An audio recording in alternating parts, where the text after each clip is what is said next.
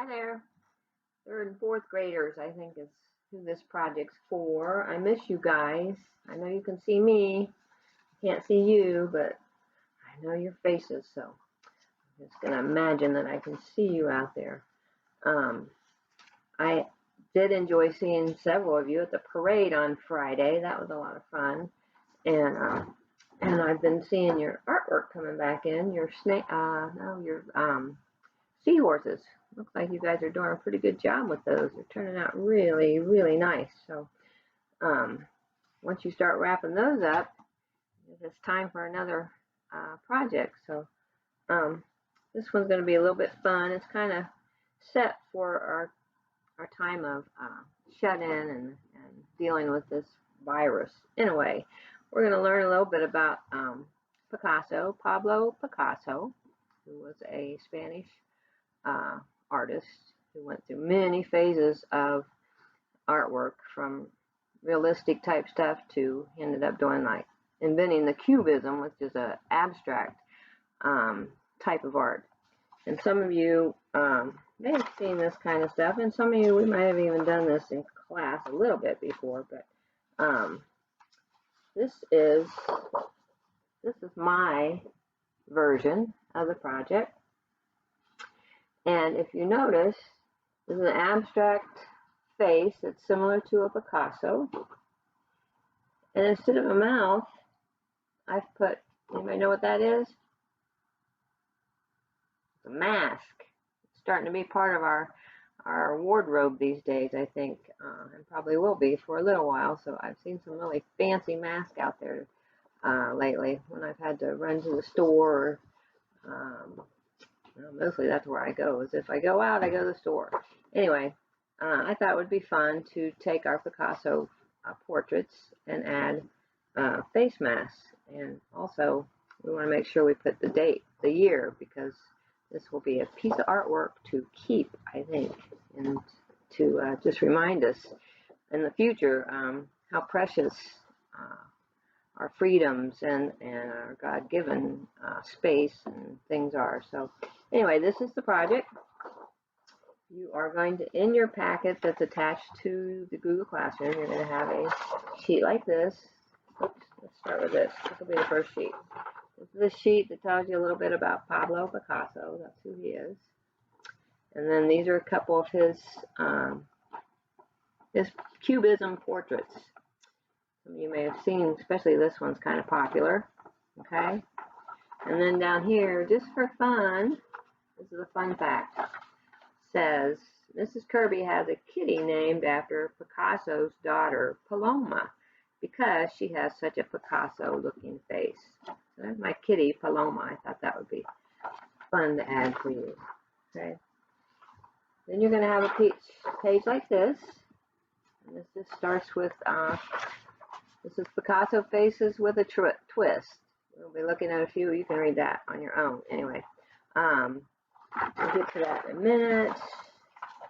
This is the sheet that I'm gonna have you follow along, but this sheet will also be in your packet. So if you don't catch everything that I go through on this video, you'll have this here to refresh your memory.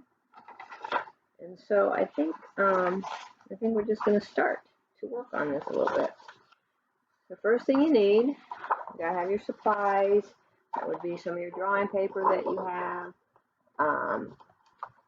pencil, marker. This is what we're going to start with. I'm going to start with marker. You can start with pencil. Okay, so to start with, we want our noses to come kind of to the middle of the sheet.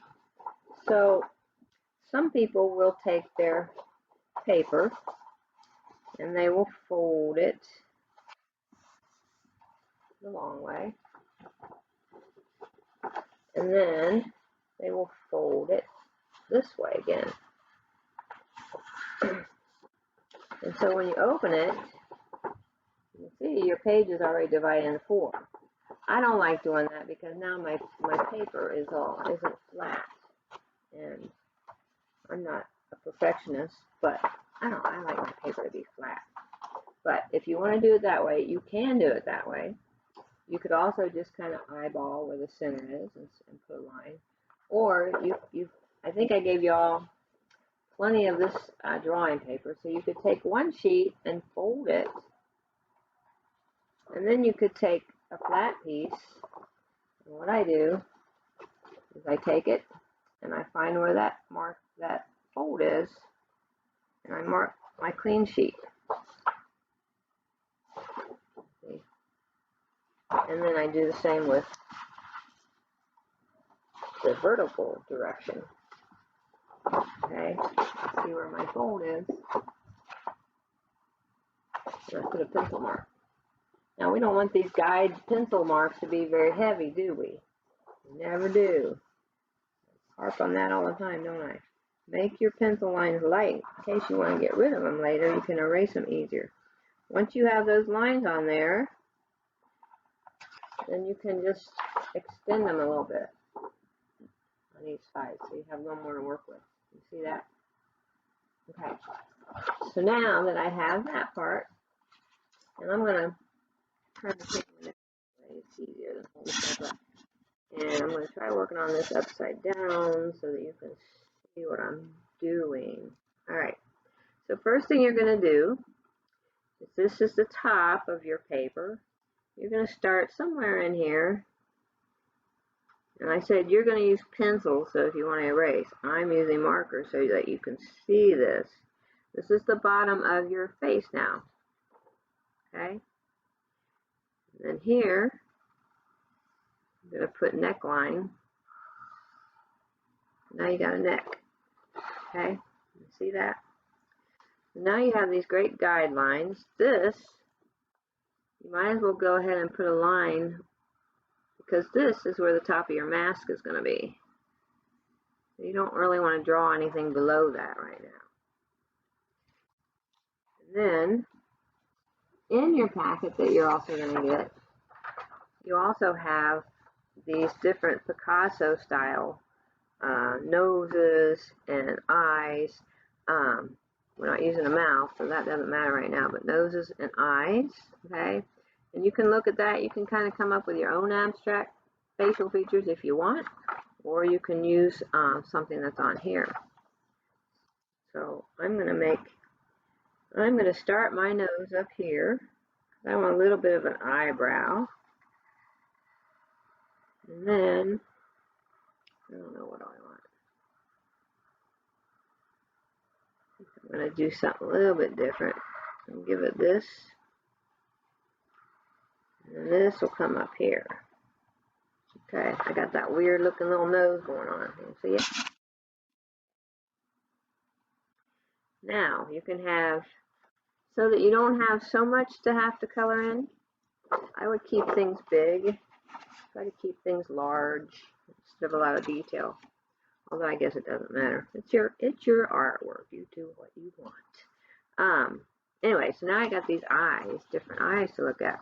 On my original, I had one eye closed, like it was winking, and I had one eye open. You can do them both open.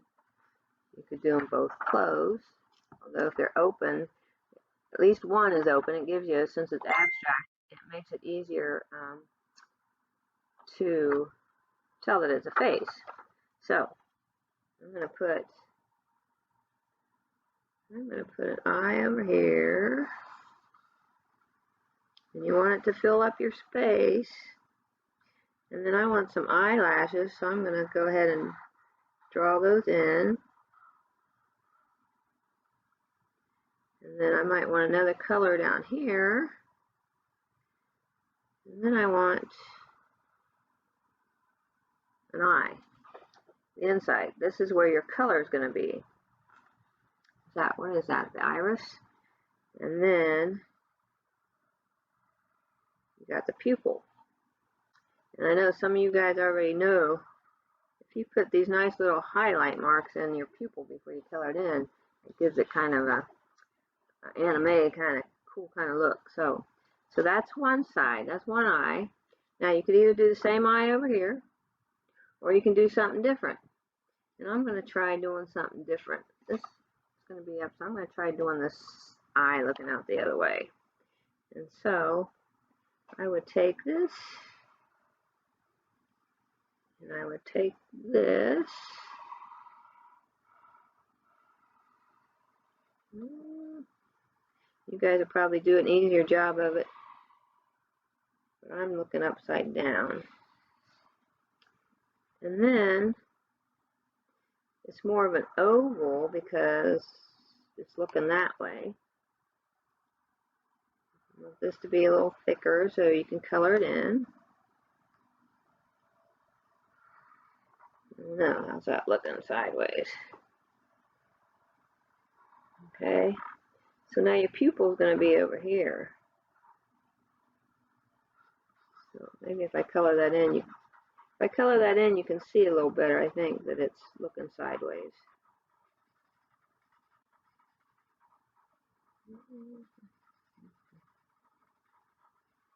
There. Kind of weird. There you go. There's some cool. Now you can, with your pencil, you can decide where you want some other colors, how you want your colors divided up. Okay?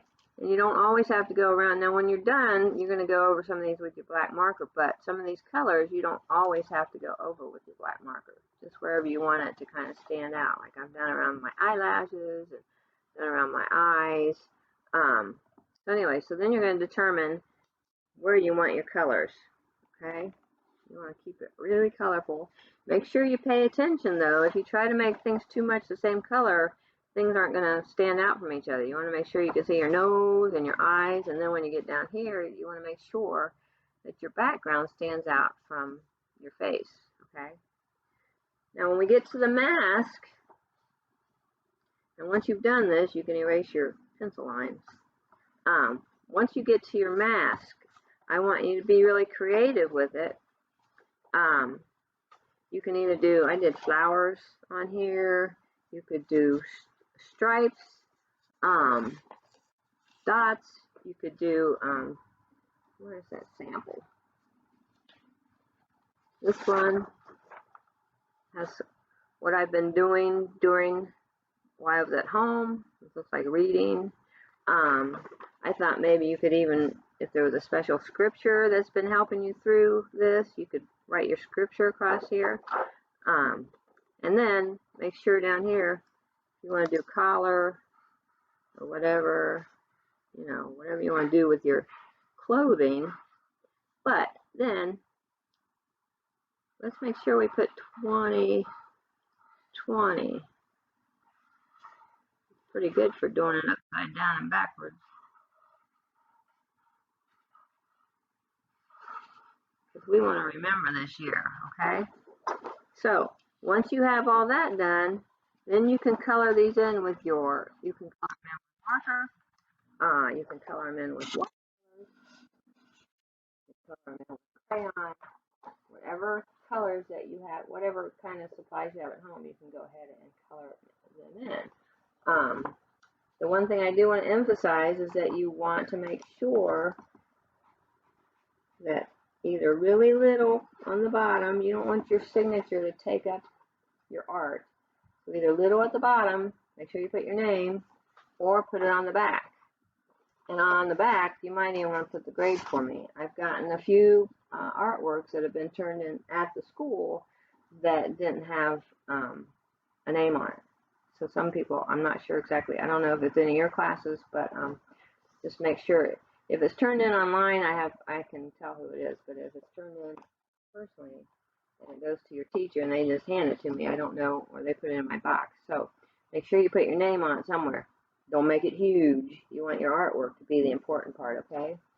So let's see. Is that it? And I think you have about 2, maybe 3 weeks on this. I don't remember. You'll have to look at your Google Classroom. But like I said, on your Google Classroom, you'll have all these papers that will help you. So if you missed part of this assignment, you can go back and look.